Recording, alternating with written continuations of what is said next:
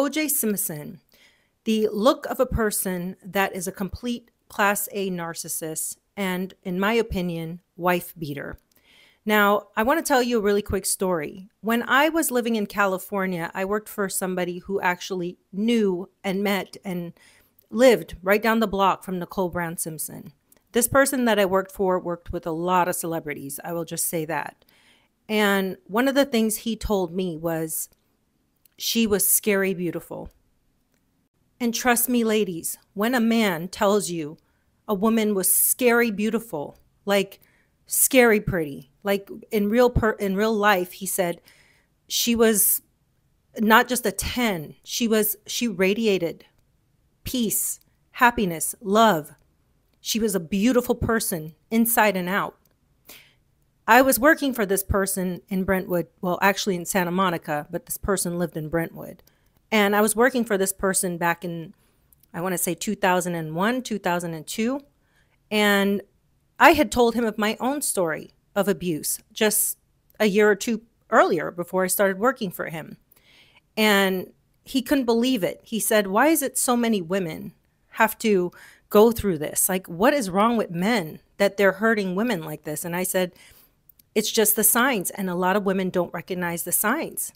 So I'm here to tell you, after listening to this 911 call, you will hear the fear in this woman's voice. 911 emergency. Can you get someone over here now to 325 Gretna Green? He's back. Please. Okay, what does he look like? He's O.J. Simpson. I think you know. Is he threatening you? I'm going nuts. Okay, has he threatened you in any way, or is he just harassing you? Now you're going to hear O.J. Simpson screaming and yelling in the background, not giving a shit that she's on the phone with 911. Mind you, this man was a former NFL player, a Heisman Trophy winner, a champion of sorts. So he knew he could get away with this.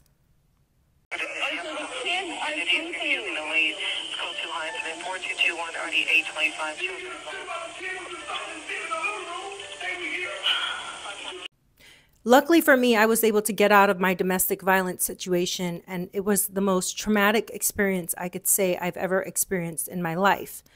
I was with this person for 2 years, and they could not let me go. No matter what I did, they made threats, they threatened my family, they did so many horrible things to me that I literally feel like if more women talked about their domestic violence situation, we would see that this is a serious epidemic and that women are constantly being put into these situations thinking that they're with somebody that is kind. Remember, most abusers love bomb you, and they find a way to make you trust them and make you believe that they are the only person fighting for you. And usually they pry on people like this, Nicole Brown Simpson, like me, people who want to see the good in people who are at a point in their life where they're vulnerable. They want to find true love. Maybe, at the time when she met OJ, she thought he was the one and she fell for all of his charm. And the minute that these people, these violent people, get you in their grips, that is it. When you're in a domestic violence situation, most family members try to stay away because they don't want to get caught in the crossfires.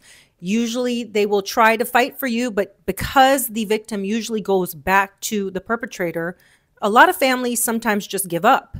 And for fear of their own safety, they stay away.